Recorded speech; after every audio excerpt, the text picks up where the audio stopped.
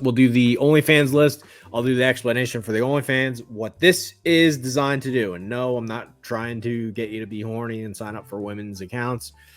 This is your league winners. This is who needs more subscriptions. This is, hey, guy's not getting any love, but he can win your league. That's what this series is all about. It's about finding the gems in the rough, about finding the guys who have a chance to break out and save your fantasy season. I got a couple candidates, and we'll go over them now.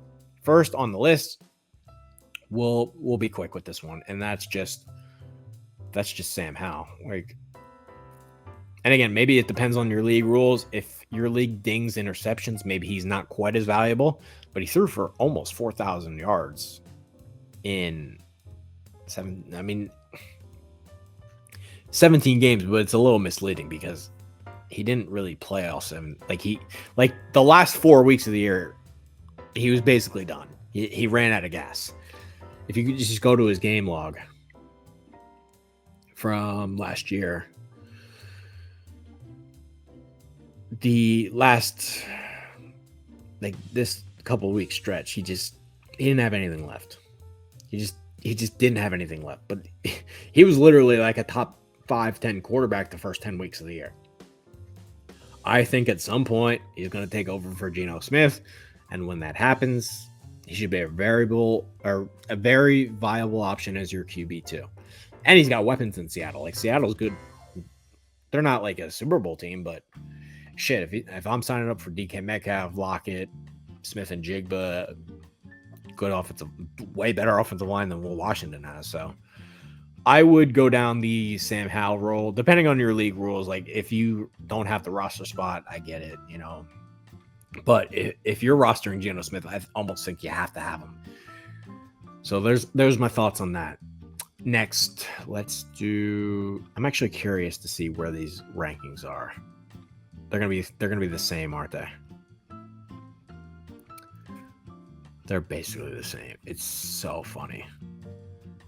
Okay, well, ESPN only does 25, which is just laughable because it just shows how amateur they are. How do you do a QB ranking list and only have 25 on your list?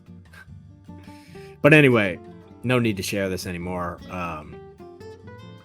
Fantasy Pros has him as QB 28. Yahoo has him as QB 29. I would probably go QB 20. I think Darnold's going to be fucking way better than you think he will be. And let's just kind of talk about Darnold now. I think people forget about this year that he had in Carolina. Like, he went 4-2 down the stretch, and they almost won the fucking division. And then they had the worst record in the league once he left. I'm not saying he was a world beater, but he had a couple good fantasy weeks. And even when he was in the Jets this Jets team, I don't know how he won 7 games with that Jets team. Like, I have no fucking clue how he won. Does anybody remember that Jets team? Like, you can make an argument that 2019 Jets team, the best player on their team was Robbie Anderson, who's not, like, that's not even his real name anymore. And I know because I had a Madden series with that Jets team. They were fucking brutal. They had bum Le'Veon Bell, who had nothing left. Quincy Enunwa had to retire because he had a bum neck. That Jets team had no fucking talent, and he went 7-6. Like, how's that even fucking possible? This guy has been put into the worst of the worst situations possible. And last year, he was basically a backup quarterback under Purdy and didn't really get an opportunity. Fast forward to this year, I don't see why he can't put up Kirk Cousins numbers. I'm not saying he'll throw 40 touchdowns, but I don't know why he can't replicate what Cousins does in Atlanta. He's got way better help. He's got Jefferson. He's got Addison. Hawkinson will come back at some point. He's got Aaron Jones out of the backfield. I think, again, we'll find out this year without Cousins. But I love everything that Kevin O'Connell puts on tape. Like, that guy, he's really smart. I'm not saying he probably needs to run the ball a little bit more, but in terms of executing a pass game, Kevin O'Connell's really good. This is easily, by far, no question about it, the best situation Sam Darnold's ever been in. I think he's like, I'm willing to bet anybody he outscores Daniel Jones this year, and nobody has him ahead of Daniel Jones. But look, can we make that a bet? Can we make that a fucking bet? He definitely will outscore Daniel Jones this year, no question. I mean, injury aside, let's knock on wood again. He will definitely outscore Daniel Jones this year, 100%. So I'm in on if you're in a 2 quarterback league, which again, if you have real balls, you're in a 2 quarterback league. Let's give Sam Darnold some love because he's going to be way better than you think he is. And they're in the NFC North. Like, that's going to be a tough division. They're going to have to, like, Kevin O'Connell here. Let's pull this up. Run pass percentage. I should have had that. Okay. Yep. Let's share this real quick. Like, here's what people need to understand. They're going to throw the fuck out of it because they always do. Minnesota last year, basically the number 1 pass team in the league. Like, beyond dumb fuck Eric Bieniemy, who's clueless and got his quarterback killed. I mean, they throw the fuck out of the last 3 games of the year. 71% pass percentage. The passing attempts are going to be through the fucking roof. They're going to throw the ball. And a lot. Like Kevin O'Connell, he don't like running the ball, which he throws the ball a little bit too much for my taste. But they're going to throw the fuck out of it. And you should be prepared when... And again, he has Jefferson. He's going to have stats just with Jefferson. And that's not including the other weapons. Like, Jefferson's going to have 100 yards a game because he always just does. And then you're going to ask Darnold to throw the ball 40 times, and those numbers are going to be there. I would put him as a top 20 play, to be honest with you. They run the ball constantly. His offensive... This is the best offensive line he's ever played behind, too. Let's keep that in mind as well. And he's got some sneaky rushing ability. Like, he was recruited as a linebacker at USC. He can run. Like, he's not slow. He'll pick up some yards in the ground. Keep that in mind. Next, we got 4 more to do. And this video is going a little bit longer than I thought it would, but that's okay. Next, we're going to talk about Fields. Last year, Fields was on the cheese list. As people remember, we had Fields on the cheese list. I should probably have brought that one up as well. Again, he's not listed by ESPN because they only have 25. He's Matthew Berry only has QB 30 on his list, which is a joke. I don't know how you can make millions of dollars a year and not have him on the fucking list, but that's okay. I should say he's on Matthew Berry's list, but he only has 30 things. Hold on. Let's go to last year. Again, last year, let me pull that up first. Last year, and again, we were on the fucking money last year, as we normally are. We were on the fucking money last year. Where is Fields? And Lawrence didn't totally pop the way that I hoped that he would, but last year, Fields was ranked in that QB5 to QB7 range, and they were wrong. QB6, QB4. I mean, everybody had him ranked as fucking QB6, QB5, QB4, which was nonsense. Nobody with a brain fucking thought that. So now, let's show you where he's being ranked. Now, they've actually come back down to fucking earth, but now they've gone a little bit too far. And again, I can't show the other 2 lists because they're not long enough. Fantasy Pros has him as QB 31. It's just funny. These fucking follow the crowd. Yahoo 31. Wow. You guys are fucking brilliant. I got him way higher than that. And I don't give a shit how many games Russell Wilson starts. At some point, the Steelers are going to recognize that, look, he's got nothing left, and we're only wasting time if we even try. Did anybody watch that first preseason game that Russell Wilson played? Like, he's got nothing left. Like, he's totally done. And I'm not saying Fields is a world beater. Again, I thought they went way too far, put him at a QB5 last year. Like, that was fucking insane. This year, I think they're going too far the other way, which, again, if you just follow me, you'll be in the fucking money. But now they've gone too far the other way. He should be a top 20 play. Like, he brings too much rushing to the table. And people can bang on Arthur Smith all they want. I don't even think Arthur Smith's a good play caller. I don't. But he knows how to run the ball, and he knows how to play action pass. And those two things Fields should be able to do. He should be able to run. He should be able to execute a play action pass. And they have Pickens for a deep ball. So I think he's a top 20 play. There's just too much rush. And again, it'll depend on how many starts. But during the games that he starts, he will be a top 20 play for the season. Like that there's no question about. And even, again, let's show this.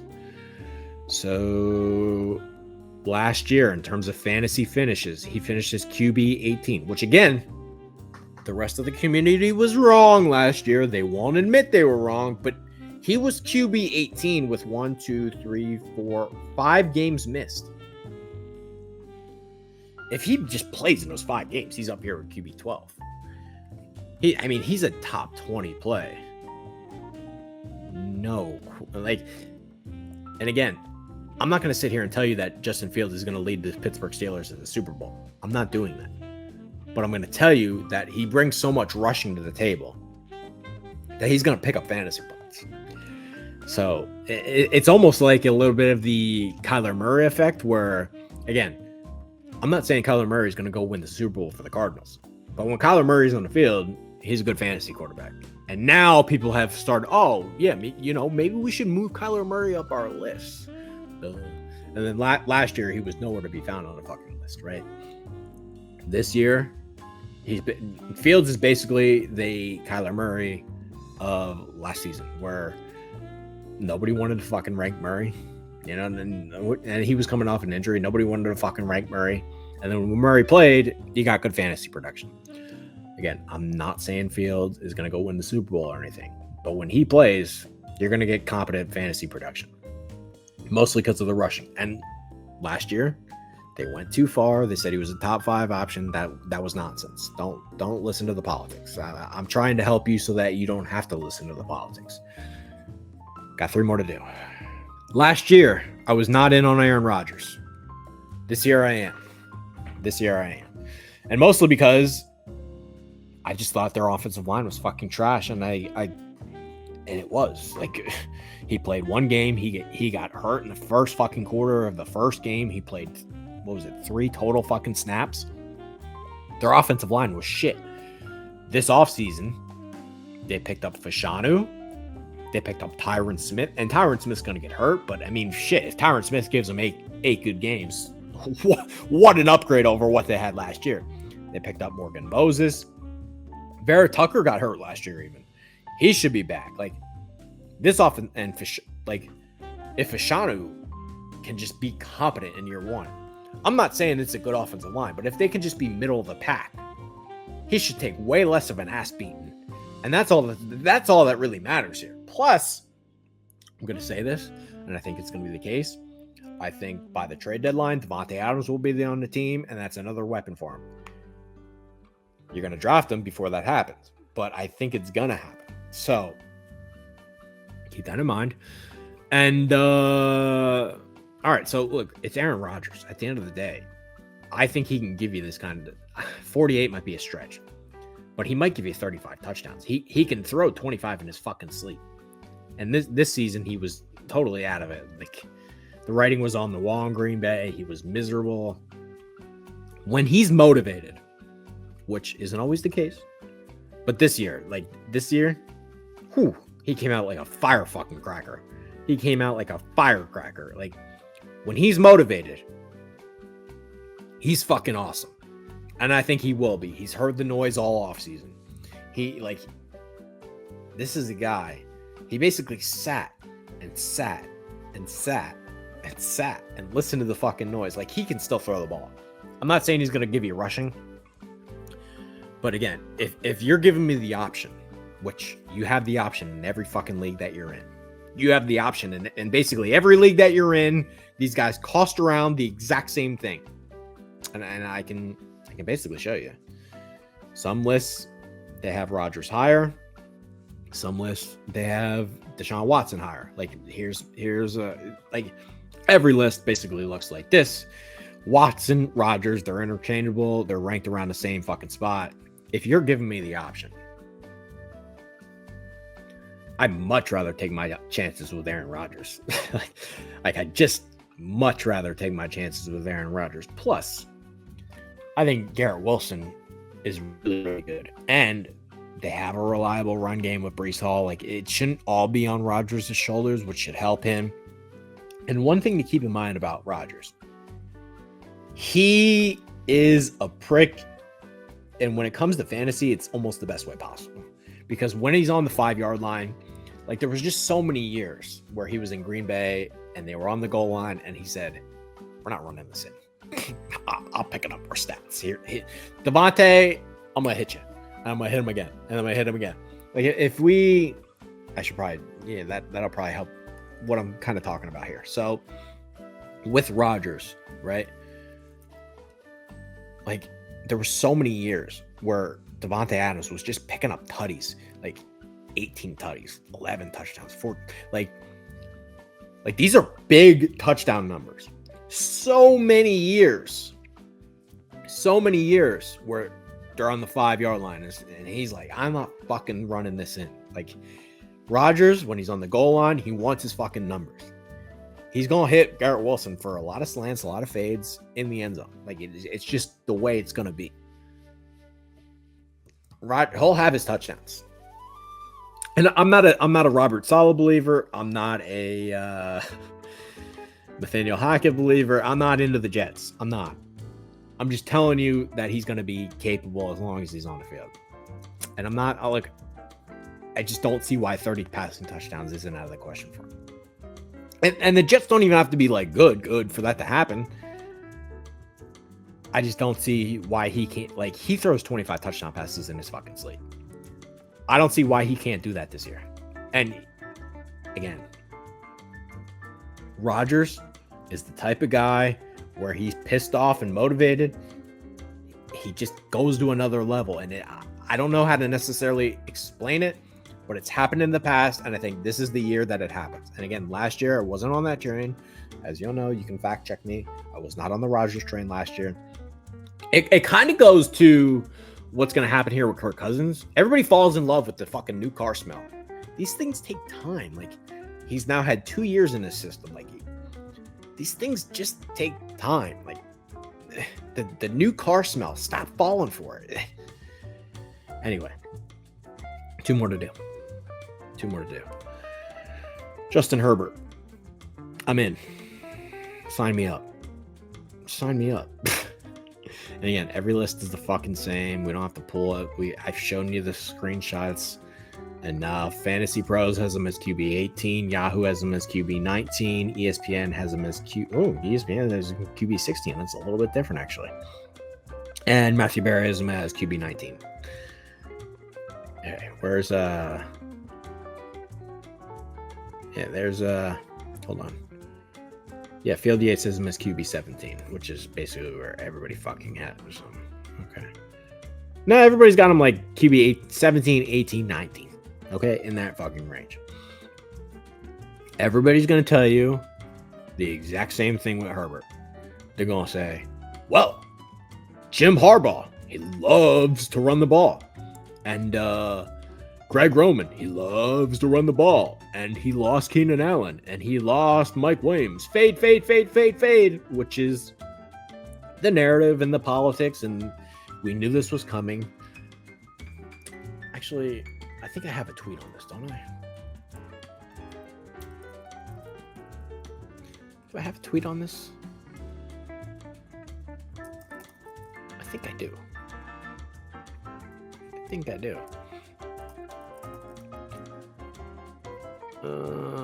Maybe I don't. I don't know. Either way, my point is the fantasy community has predictably reacted just the way they thought they would. This is the bottom line.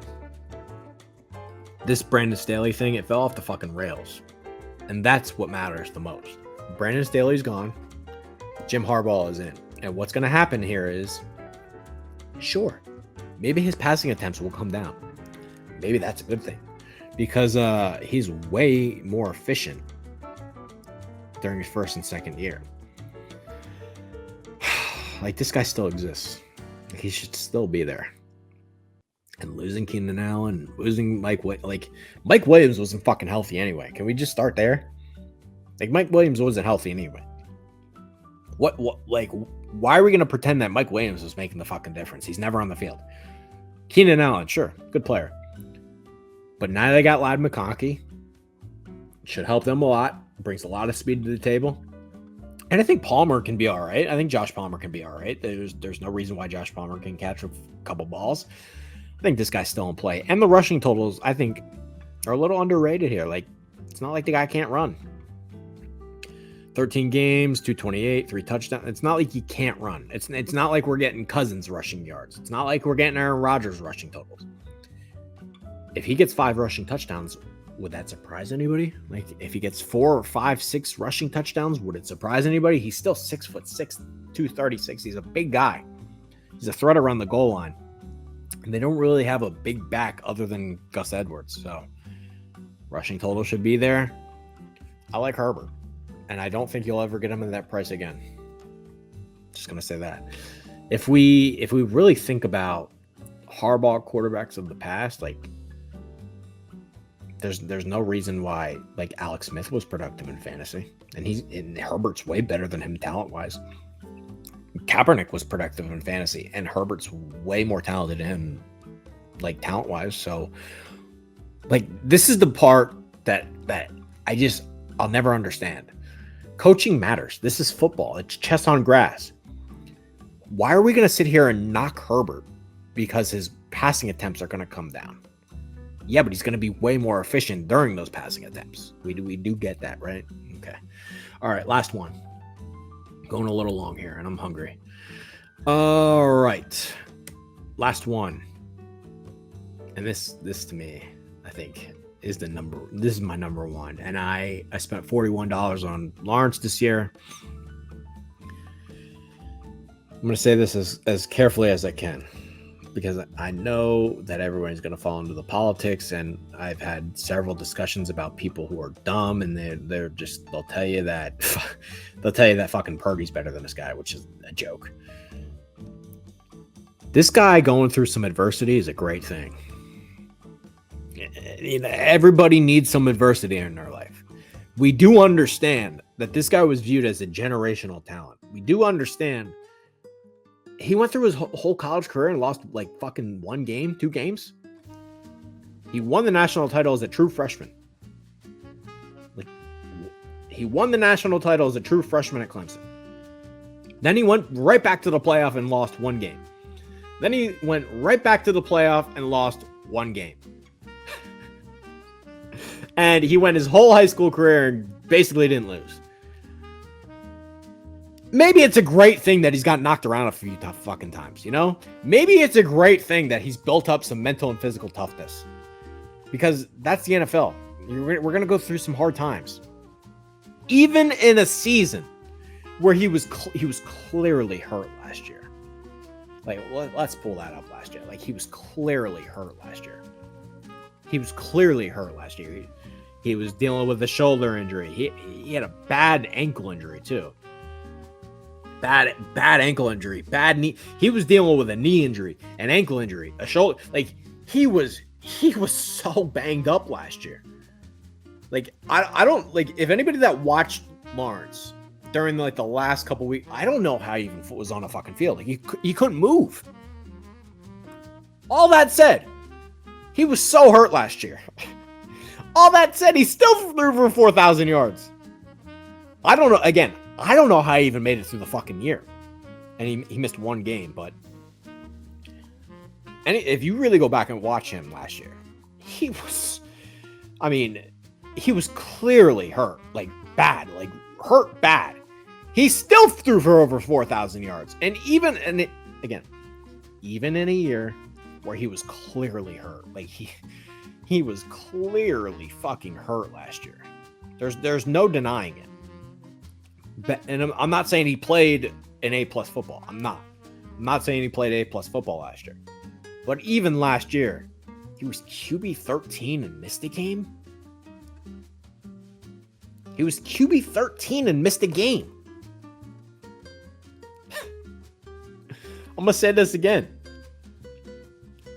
He had a knee injury, knee sprain, ankle sprain, shoulder sprain. QB 13 and missed a game. And this game, he left the game early.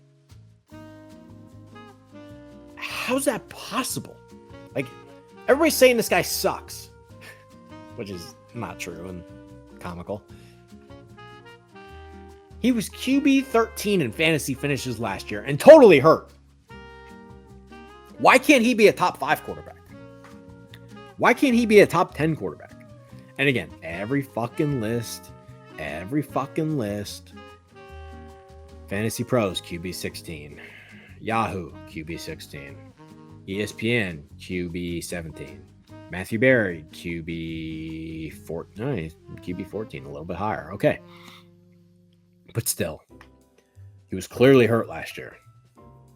And he was still the 13th best quarterback in fantasy. And now, he's starting to hit his prime. Like, again, he's starting to hit his prime.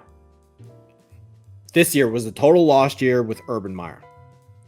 Then, Doug Peterson takes over, and he has a pretty good year. Like, things are going up. He has a pretty good year. They beat the Chargers in that playoff game. Things are looking good.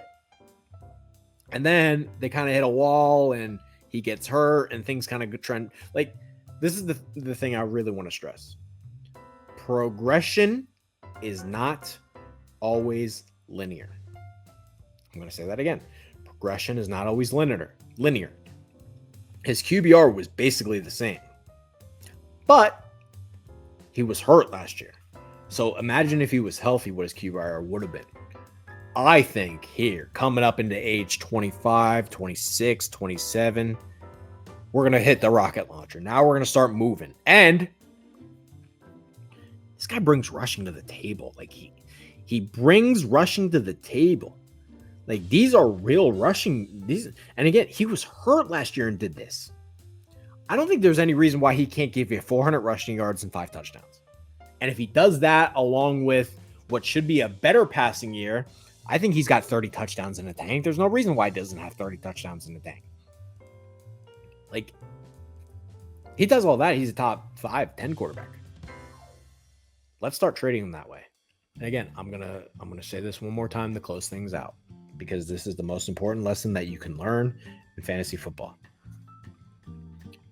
And again, I'm gonna end it with this. Stop following the fucking crowd. Stop following the crowd. Because when everybody follows the fucking crowd, you end up in the same fucking spot and you wonder why you don't win your league. Stop getting stuck in traffic. Avoid the jam. Be brave. Think like a contrarian. Evolve or die. This is the most important thing that I can tell you in terms of fantasy football, and I'll close it out here. Do not look at the rankings. Do not. What you should do is, what do I think those idiots will say next year? That's the correct answer for this year. What will the 2025 fantasy football rankings look like? Lawrence is going to be higher than QB 17 or whatever the fuck they have him. It's a lock. Where will they rank them next year? That's the correct answer for this year. Trick your brain. Be smart. Have a good fantasy season. Comment down below. Thank you for watching. And feel free to subscribe. And please check out the East Carolina series that I'm doing for college football. And we'll be back running backs, wide receivers, and tight ends later this week.